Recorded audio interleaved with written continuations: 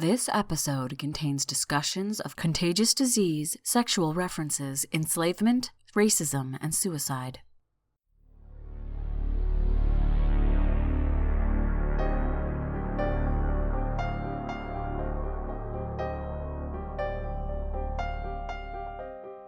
Humans are fascinated by gore and violence, but even more so the mysterious and unsolved.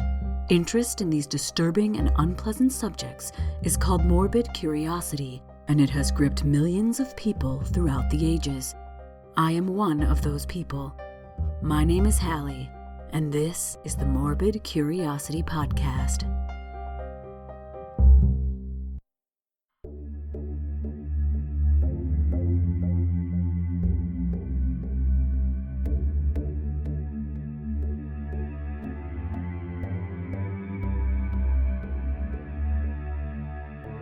This spooky season, I thought it might be interesting to look at the three most popular supernatural creatures and explore the similarities they share, as well as the origins of their myths and why they remain popular today.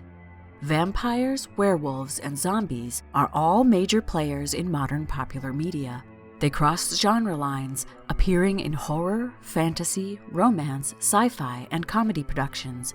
They seem to feature on all media platforms as well: TV, film, literature, anime, comics, art, games, and even music all feature these creatures or contain references to them. While the three creatures all seem quite different, they all share one thing: they bite, and from that bite, their condition can be spread, transforming ordinary humans into monsters. Before we get into why this might be, let's talk about these creatures individually. Vampires, in their most basic elements, are creatures that feed on the blood of humans to sustain themselves. They usually have fangs and prefer darkness and night. Many times they are immortal, immune to weapons, disease, and poison. However, in many stories they can only be killed by very specific things, such as excessive exposure to sunlight, fire, or a stake to the heart. Vampires have been featured in folklore and fiction of various cultures for hundreds of years. Creatures with vampire characteristics have been noted in ancient Greek writings, attacking people in their sleep and draining their body fluids. Vampire myths were most prevalent in Eastern Europe.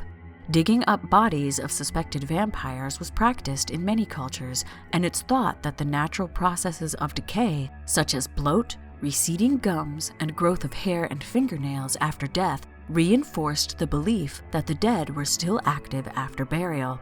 These vampires were usually recently deceased family members who were thought to then prey on the rest of their family and then the community, weakening them.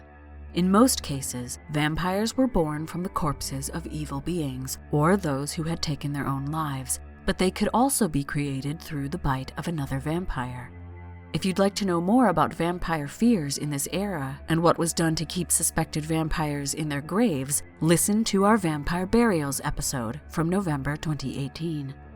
The modern version of the vampire has its roots in European Gothic literature from the 18th and 19th century.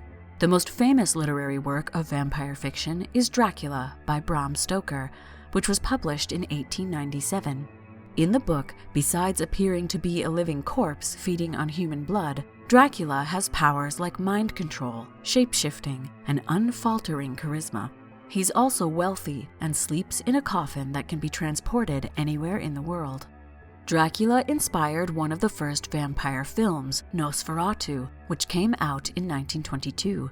Nosferatu added the concept of sunlight hurting the vampire. Later, in the 20th century, vampires changed from being animalistic predatory creatures to ones with more human qualities. Anne Rice's 1976 novel, Interview with a Vampire, solidified the brooding, self-loathing, emotional, and lusty version of the vampire into the public imagination. Rice's vampires also possessed superhuman strength and speed and heightened senses, but were vulnerable to both sunlight and fire. They were also stunningly beautiful.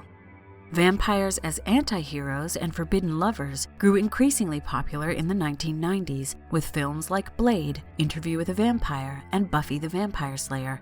The vampires are depicted as charming but cold, capable of love and care but generally brooding and aloof. restrained until their bloodlust overcomes them, and most apparent, sexy but also dangerous.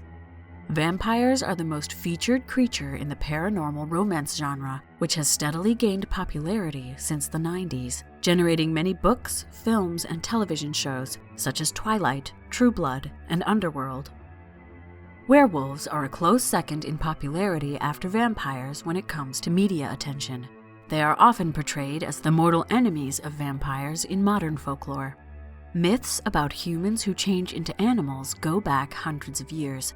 One of the oldest known written works, the Epic of Gilgamesh, features a sort of werewolf when the goddess Ishtar turns a shepherd into a wolf as punishment. Ancient Greek myth also contains several stories of humans transforming into wolves. The most well-known is that of Lycaon, a man who is turned into a wolf as punishment for trying to feed the god Zeus human meat. Lycaon's name and the word lycanthropy both come from the Greek word lykos, meaning wolf. For the most part, if wolves inhabit a particular region of the world, that region's folktales include werewolves. In regions without wolves, tales often exist where people turn into other carnivorous animals. Stories from parts of Africa describe people turning into hyenas or crocodiles. In some Chinese folktales, people become tigers. In some Japanese stories, they become foxes. Some Russian stories describe people who turn into bears. In the earliest literary mentions of werewolves, the gods use lycanthropy as punishment. Sometimes a person just becomes a werewolf as a result of bad behavior, which usually includes some sort of sexual excess. The culprit is usually male in the older stories, but there are some folk tales that involve women transforming as well. In other tales, werewolf transformation is a gift and a source of power. Stories describe articles of clothing like belts or straps that allow the wearer to become a wolf.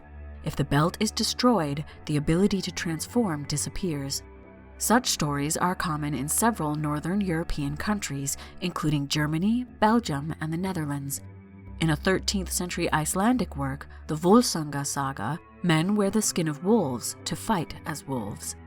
Around the same time as the witch panic in Europe, a werewolf panic also occurred. The trials of supposed werewolves occurred throughout French and German-speaking Europe in the 16th century and peaked in the 17th century. Some notable cases of supposed lycanthropy include the 1573 case of Gilles Garnier, who was burned at the stake as an alleged werewolf in France. In 1603, a young man named Jean Grenier was declared insane and confined to a monastery after claiming he had a skin that let him become a wolf, which he used for several murders. A dramatic rise in werewolf lore occurred in the 20th century. The 1941 film The Wolfman did for werewolves what Dracula did for vampires. It set the modern rules for how werewolves are supposed to behave. In the original film, werewolf transformation took place in the fall when some species of the wolfsbane plant bloom. Sequels to the film tied werewolf transformations to the full moon and made it clear that all the chains in the world couldn't keep a werewolf from attacking people, even their loved ones. This was also the first time the condition was transferred to other humans through a bite. The films also set the silver bullet as the only way to kill a werewolf, and that death was the only cure. Many early media depictions don't detail what happens when a person becomes a werewolf. One minute a man is human, and the next he isn't. The man himself, rather than the process of transformation, is the primary focus. In more recent films, however, the transformation is often the highlight of the show. It appears in detail and is often depicted as being painful. The result is a creature who is part human and part wolf in varying proportions. Also in more recent books and films, werewolves have become more complicated than hungry, bestial killing machines. Similar to modern vampire stories, werewolves now elicit compassion rather than fear from the audience, largely because the struggle to accept or control their lycanthropy has become central to their stories. Also like the vampire, the sexual component of werewolf stories is now emphasized. However, while vampires tend to be smooth and sometimes bisexual, the stereotypical werewolf is hypermasculine, exceptionally muscular, hairy, and violent. These traits originate from the folkloric history of werewolves, where a man becomes a werewolf as punishment for some sort of sexual excess or deviance, as judged by the standards of the community. Because of these origins, werewolves have become a popular feature of many paranormal romance stories, usually the more rough and tumble or melodramatic ones. In terms of history, the zombie is the most recent of these creatures to gain widespread popularity. While corpse-like creatures do exist in older mythology, such as the ghoul or the early vampire, the version of the zombie that's popular now only appeared in the 1830s and was cemented by 20th century cinema. This creature, the cinematic zombie, is very different from the being the word zombie originally referenced. The older original version of the zombie has quite dramatic origins. Tales of zombies, or zombie, first appeared in 17th and 18th century Haiti. At the time, Haiti was called Saint-Domingue and was ruled by France. Haiti was full of sugar plantations, worked by enslaved African peoples. It's reported that 50% of the enslaved population were worked to death within a few years, which in turn led to the capture, import, and enslavement of more African peoples. The zombie myth developed as a representation of the inhumanity the slaves were subjected to. Many believed that the only way they would ever be free was through death. Taking their own lives, however, led to an afterlife devoid of hope, working the plantations for eternity as undead slaves, denied agency over their own bodies, yet trapped inside them. Death was preferable, but they couldn't even control their own deaths. After the Haitian Revolution in 1804, the zombie evolved and melded with the Vodou religion, also known as voodoo, which developed from several traditional religions of West and Central Africa and Roman Catholicism. In this evolution, zombies were still soulless corpses who did the bidding of their masters, but they were now reanimated and controlled by voodoo priests and shamans. Haitian Vodou spread to the United States not long after the Haitian Revolution, via both wealthy colonists and their slaves, and free people of color. The earliest written documentation of zombies in the United States was in the Oxford English Dictionary in 1819. One of the first books to bring the concept of the voodoo zombie into popular Western culture was W.B. Seabrook's 1929 story, The Magic Island, in which the narrator encounters voodoo cults in Haiti. It should be noted that early editions contained racist illustrations as well as racist content, and the representation of voodoo was also quite sensational. Seabrook's book was made into a film in 1932.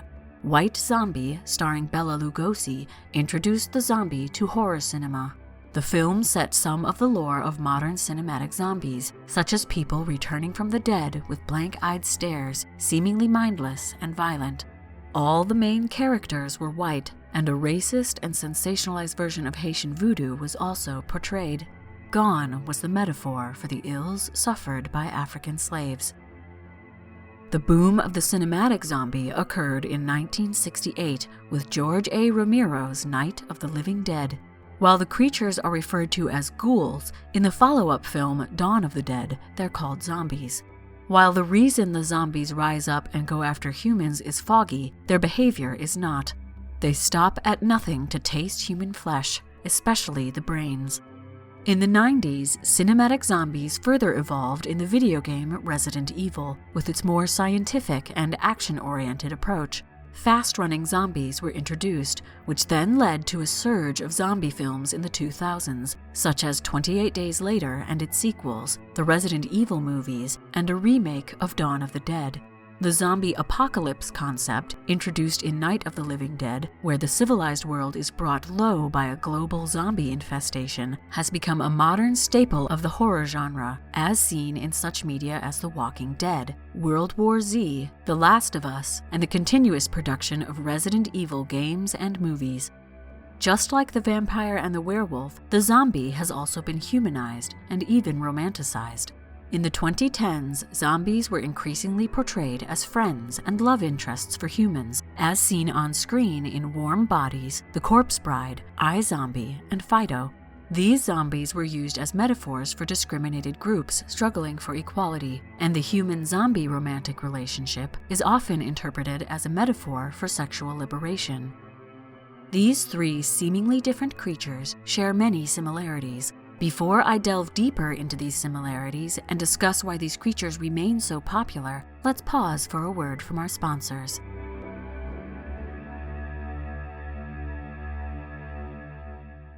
Our regular sponsor is Audible.com. Audible can provide you with interesting and engaging audiobooks. In fact, there are over 180,000 of them to choose from, which you can listen to on your iPhone, Android, Kindle, or other MP3 players. MCP listeners can get a free audiobook download and a 30-day free trial of Audible.com by going to www.audibletrial.com/MCP. You can also find this link on our Facebook page and website. If you sign up for the free trial, you get a free audiobook that is yours to keep, even if you cancel the service as soon as you finish downloading it. And the MCP gets the funding it needs to keep bringing morbid history to your ears. So go get your free audiobook on us. Lastly, if you like this podcast, why not sponsor the MCP yourself by becoming a patron on Patreon? Over 45,000 people download this podcast every month, but only around 140 people are supporting us on Patreon. For a mere $1 an episode, that's $2 a month, you can get ad-free episodes, bonus behind-the-scenes info, give your opinion by answering polls, have access to all the horror story readings, and get updates on past episodes.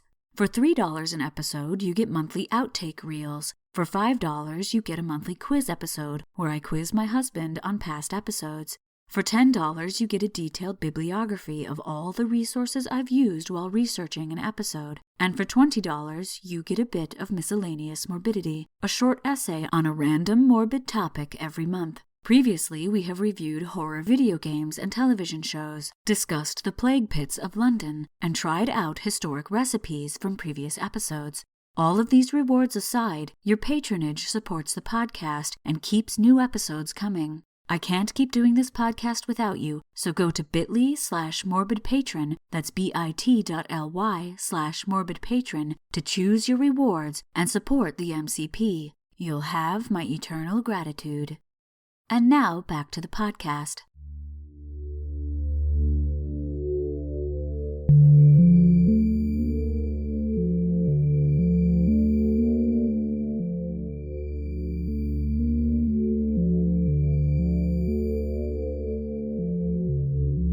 Before we get into the details, let's summarize the differences and then similarities between vampires, werewolves, and zombies. I'll mostly be sticking to the modern cinematic versions of these creatures for this analysis. Vampires and zombies are transformed dead or undead humans, while werewolves are living humans who transform at specific times, such as a full moon, but are human the rest of the time. Werewolves and zombies are unrestrained and animalistic in their attacks. They're also far less concerned about who they attack, whereas vampires tend to select their victims and spend a little time with them before luring them close for an attack. All three are ravenous, but vampires and zombies prefer humans as their food, whereas werewolves seemingly will eat anything. All three bite their victims, which can transmit their condition to other humans. All three conditions transform a human into a quote-unquote monster. The bite and spread of the condition are reminiscent of a disease, a contagion that takes over the human body, negatively transforming it. It's for this reason that the origin of all three myths is theorized to be a disease, and the disease that most fits all three conditions is rabies. Rabies is a lysovirus that is transmitted through saliva and therefore often contracted due to bites from animals like feral dogs and bats. Once inside the body, the rabies virus travels to the spinal cord and eventually into the brain. There it begins to replicate inside the nerve cells, destroying them in the process. Eventually, the virus travels to other parts of the body and causes rabid behavior, extreme aggression and hypersexuality, slight or partial paralysis, anxiety, insomnia, confusion, agitation, abnormal behavior such as biting, paranoia, terror, hallucinations, and a fear of water. Bright light seems to aggravate some of the symptoms. Death usually occurs 2 to 10 days after the first symptoms appear. If you want to know more about rabies, check out our episode on the subject from back in 2017. In his 1998 paper, Spanish neurologist Dr. Juan Gomez Alonso stated that he was struck by the similarities between vampires and rabies, such as the aggressiveness and hypersexuality. When looking at reports of rabies outbreaks in Eastern Europe during the 18th century, the outbreaks appeared to coincide with the first reported sightings of vampires. There were also stories of people sucking the blood of their own family members, making them sick and eventually die. The shape-shifting nature of the vampire allowed it to change into a bat or a wolf, mammals well known to carry rabies. According to Ian Woodward in his 1978 book, The Werewolf Delusion, many werewolf behaviors can be explained by rabies as well. The late-stage aggression, confusion, and terror have caused people to think that the infected person was becoming more bestial, especially if they received the bite from a wolf in the first place. Rabies symptoms like mindless aggression and the need to bite are characteristic of cinematic zombies, as are the losses of speech, coherence, and lucidity. The shuffling walk or spasmodic run of the zombie is also reminiscent of the slight or partial paralysis that can occur in rabies. There are some aspects that rabies doesn't cover, especially for vampires and zombies, who must die before they transform. In the earliest vampire panics, suspected vampires were often the first person to have died during an epidemic. It was believed that they came back at night to feed on their community. Therefore, the suspected vampire was often exhumed and given anti-vampire mortuary treatments. Upon digging up the corpse, it appeared to confirm that the person was dead but still active, as the stages of normal decay were not well known at the time. As we now know more about disease transmission and incubation periods, we can see that it was not supernatural creatures, but pathogens that caused community-wide illnesses. As for zombies, their association with death comes more from their original form, in which the human soul was made inert, control was lost, and the body mindlessly continued to serve its master. The human had died, yet the body still functioned. As the zombie evolved, the original version could have combined with cases of coma or other illnesses that were mistaken for death, causing a living human to be buried. In ages past, graves were not as deep, and shrouds instead of coffins were often used. A person thought to be dead may have come out of a catatonic state, a condition of unresponsive stupor, not unlike a zombie, and crawled out of their grave, seemingly returning from death. The sexual aspects of vampires are fairly obvious, and to some degree werewolves are similar. This aspect has led to the theory that vampire and werewolf legends might have developed due to fears surrounding syphilis, an ancient yet still prevalent sexually transmitted infection. In the late 17th century, syphilis, no pun intended, was burning throughout Europe. The high prevalence, together with its obvious association with sex, led to widespread fear that European civilizations faced extinction or biblical apocalypse due to the disease and the sin associated with it.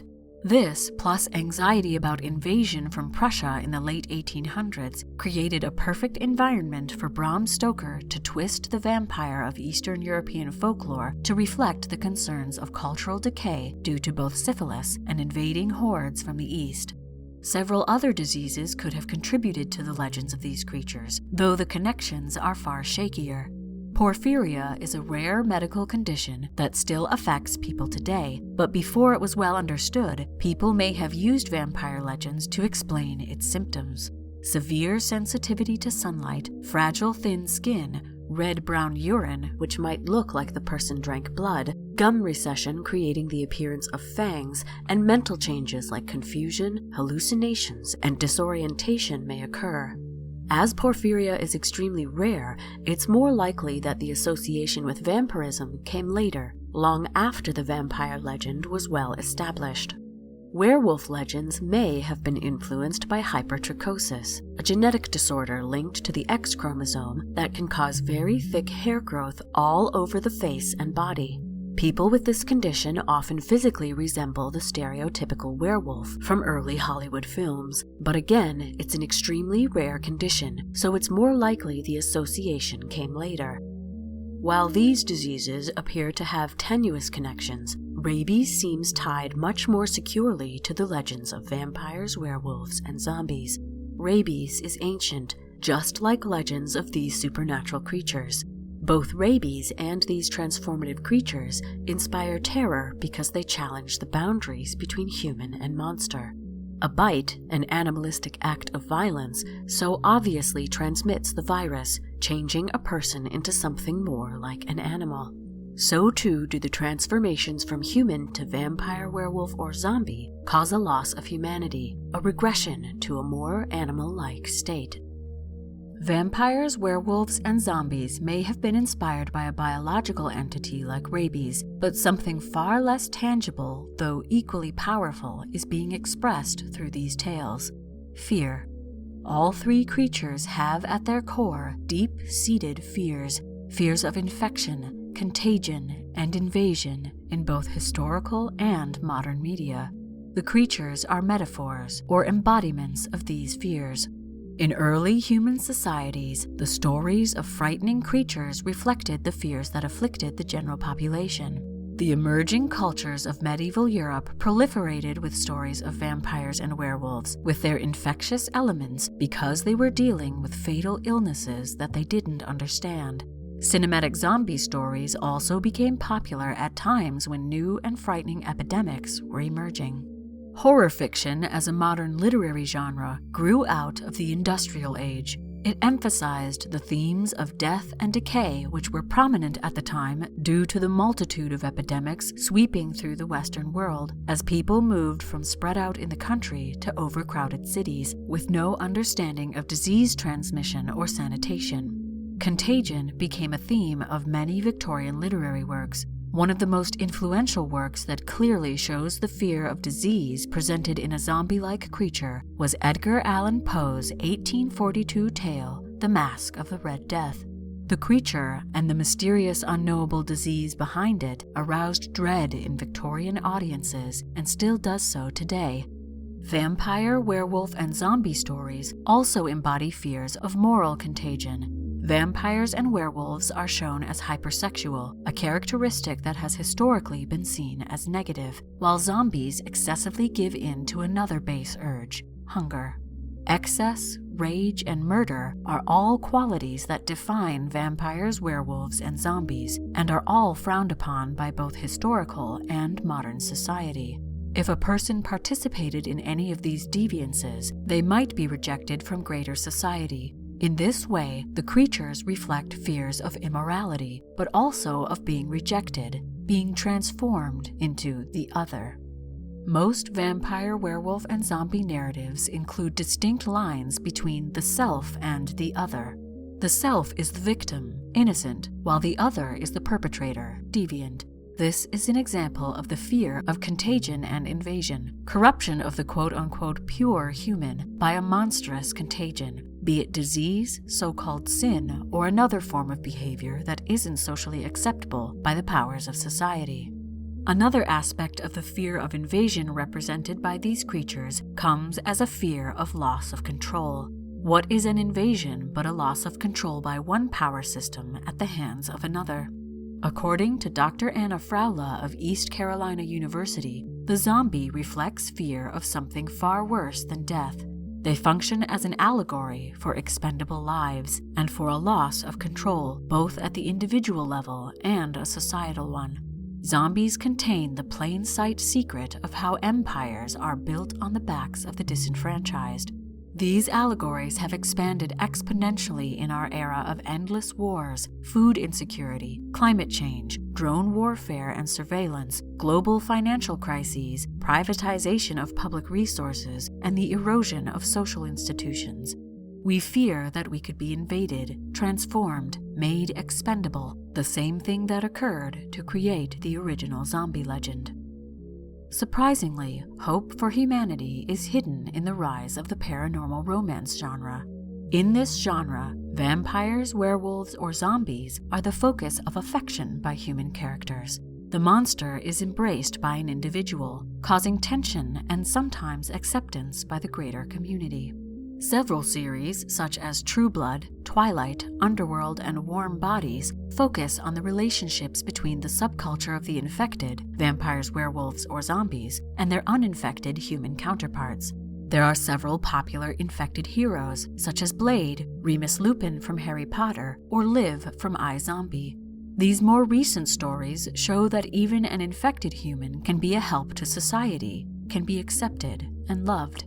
The previously distinct lines of self and other have become more blurred. In some cases, fear has also changed to desire. As we now have a better understanding of disease, we can recognize things about vampires, werewolves, and zombies that are positive instead of terrifying, such as the vampire's immortality and beauty, the werewolf's strength and resilience, and the cinematic zombie's lack of pain and concern. They have gone from monsters that human characters want to avoid to fantastic creatures they want to become. So why are tales of vampires, werewolves, and zombies still popular? Humans mostly no longer believe in the supernatural, so why do these stories keep being told? It's possible we watch horror fiction due to a psychological need to control chaos and overcome fear. Horror stories generally show order breaking down due to forces that are, at least initially, beyond human control. The enjoyment of reading or watching comes from the vicarious experience of the human struggle to manage the chaos. In addition, as horror reflects the age in which it was created, it serves as a metaphorical tool for writers and artists to come to terms with dark forces and cataclysmic events. This is particularly true of modern horror stories, due to the realization that cultural change was and is accelerating, whether by industrialization, external pressure from potential invaders, or internal pressure from now more visible and accepted subcultures and hidden epidemics, such as HIV/AIDS and the more current mental health crisis. Our knowledge of threats like contagious disease has become more informed, but our means to deal with them hasn't quite kept up. We've realized, especially recently, that unexpected events, ones we could have prevented through preparation, can easily get out of hand despite our modern technology and civilization. The systems for control have proven inadequate to the challenges of the modern era, a pivotal anxiety that overshadows our daily lives. Horror will continue to be written, with vampires, werewolves, and zombies likely staying at the forefront of popularity. Infectious elements will almost certainly be prominent for a long time to come, thanks to the current pandemic. The monsters themselves have changed very little over the centuries, but their meanings have significantly.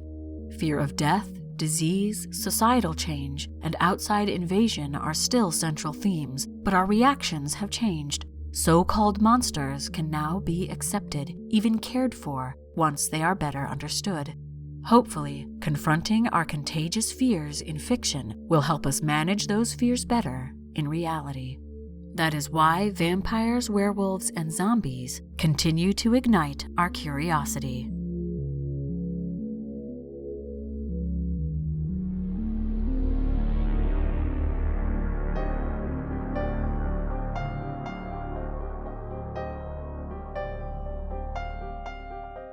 The Morbid Curiosity podcast was produced by H. Lloyd. If you'd like to get in touch or suggest a morbid topic for me to talk about, you can tweet the show at Morbid Podcast or find us on Facebook and Instagram at Morbid Curiosity Podcast.